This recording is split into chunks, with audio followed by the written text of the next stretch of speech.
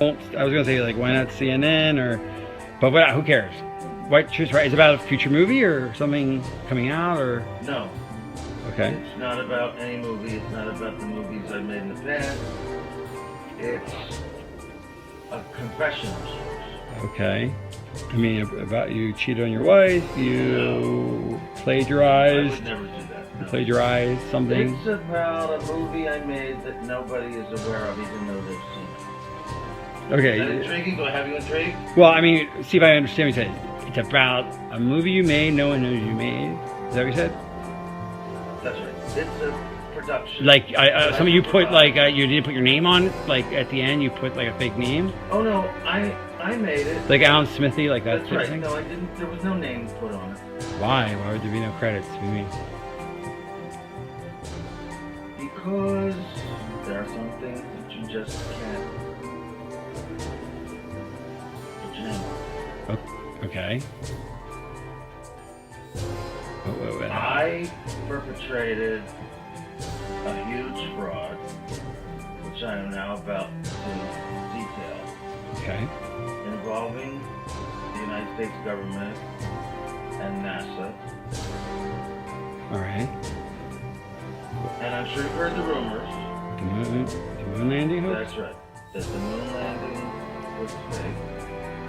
That the moon landings all were fake. And I was the person who filmed it. You're serious, and I'm serious and dead serious. because I only have this certain amount of time with you, and I'll talk about whatever you want. You know, this isn't some type of joke or No, it's not film a joke. within a film thing. Not a joke. Nope. Okay. The conspiracy theorists were right on this occasion. Why? I don't know about Paul McCartney's death, but they were right about it. Okay. Why in God's name? Wait, I don't know what to ask you first. Why the hell, if you're telling the truth, why would you do it? Why are you telling me? I mean, what the? Don't you think it's important for people to know the truth? Yeah, yes, They certainly. had a massive fraud, an unparalleled fraud perpetrated against them. They should know. Okay. I mean, they're already suspicious of the government. They may as well have their suspicions confirmed Okay. and justified. And this, why now? I mean, we're almost at the 30-year anniversary. What took so long? Why, if this is true, why? I'll go into that. It has to do with personal Okay. evolution and influences. And, well, I'll go into is that why you look a little haggard right now? Because you look a little worn. No offense. Like. Well, also, yeah, because I haven't been taking care of myself too well. I've been drinking a lot, but Is that because of the stress of this? of course, stress, guilt, just conflict of all kinds. Wow. I mean, so you feel bad about this, clearly. I mean, this is I not. do feel bad about it. I also feel proud of it. It's a terrible conflict. Because you've pulled off one of the greatest hoaxes ever because of And your. because I made a film, if you want to call it a film, which I consider to be my masterpiece. And you can't take credit or even talk about it as Hereby, you are now. I'm hereby taking credit. Right, but you can't actually go out. You're doing it when people see this. But no one's You'll be gonna see dead. this until 10 years, Right, or 15 15, years yeah. after my death. So you can't talk to Roger Ebert about it. You know, does that frustrate you? I have to pay the consequences for the decision that I made many years ago to go along with this. Like a deal with the devil. It's Faustian, to be sure.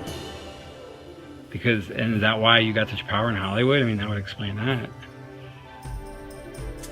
Why I have the freedom I have, that was part of it, yes. So they said, do this moon thing and we'll give you... When I made Spartacus, I didn't have this kind of freedom. Right. But I have it now. So what came And first, the NASA genius or the what's fraud? NASA doing? Well, what came first, the genius or the fraud? I mean, did the fraud enable the genius, or was the genius released Well, by I'd the like fraud? to think the genius came first. Right. But some frauds are hard to bypass. especially if you have an ego and you're an artist, and you're presented with a challenge, the likes of which you've never seen and will probably never see again. You don't even think of the morality of it. You're just completely swept away by the flattery of it and the juices inside you, which make you want to do it as the artist you are innately. You don't think of anything else. What a conflict. I mean, gosh, I can't imagine being presented with that opportunity. On one hand, I really would want to do it, but then I'd probably say, well, I'm committing a crime and lying. And it depends, but my guess would be, no, if you're good, you would do it. I discussed this with Levinson, Barry Levinson. Right. I discussed it with... Oh, he made Wag the Dog, right? Yeah. Yes. Spielberg, of all people, believe it or not, yes. So wait, Wag the Dog... Coppola, Scorsese, even Woody Allen I discussed. There isn't one of them who wouldn't do this. Right. And did that... So Barry Levinson must have been influenced by this whole... He must have known, so that's... Wag the Dog is about this whole idea. I mean, that's why... The character was named Stanley. Right. And he gets killed at the end because he demands credit. So tell me about the making of it. So... Was it difficult? I mean, committing the greatest fraud, what you want to call it. I'm not saying it's a... Okay. A lot about that at the time. I know, so I'm not making moral judgment, but making this huge, ambitious, technical faux landing, was it harder than 2001? Was it very difficult? I mean, what was the experience like? Artistically, practically, emotionally, what was it like? Nothing was harder than 2001. So 2001 was harder than faking the moon landing? It actually was. Because you learned things on 2001 and... Yes. I mean, 2001 was very ambitious. And that's not to say that faking the moon landing was not ambitious. But, yeah, I learned things making 2001, which is why I got this gig in the first place, right? Right, that makes sense. So what was the experience? But it was easy for me because, well, first of all, I didn't think a whole lot about the morality of it, as I said. If I had, I might have been more hesitant, more stifled in my work, but I didn't. And I could see that Neil was, actually. He was bothered by it. More than Buzz Aldrin or anyone else involved? Yes. Yeah. Okay. Yes. About because in a way, everything was going to center around him. He was the one who was supposed to come down off the ladder and announce the step for mankind and what have you. He sensed that this was going to be a life-changing experience for him, and I mean on a major scale. Actually, he was rather tortured by it the rest of his life. Really? I mean, is that why you didn't give interviews? Yes, and in fact, that actually began to affect my own perception of it, watching what happened to him. Okay, in what way? Just seeing the deterioration of him? And I mean, was he depressed or? He was depressed. He was drinking heavily, bitter, scared, just phobic, avoiding people. And that guy Bart Sibrel or somebody tried to get him to swear in the Bible. I mean, when I say he affected me, that's why there was so much time in between films for me. Between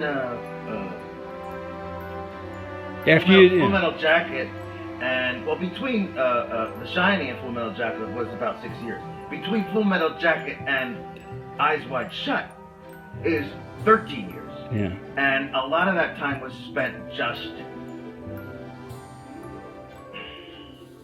like just emotionally processing? Yes. It became very conflicting for me. I was proud of my work, but at the same time, and this was a lot because of Neil's influence. Not consciously. He didn't do this to me consciously. But I spent a lot of time with him, and each time I did, I became more and more bothered, troubled by my own participation in this. Okay. Well, what would he say? I mean, did he explain the source of his depression? He was on the verge of tears. He did not cry. I won't say he cried, but he was on the verge of tears so many times because of what he did. I mean, what he participated in. It's almost as if he thought up the idea, you know? Right.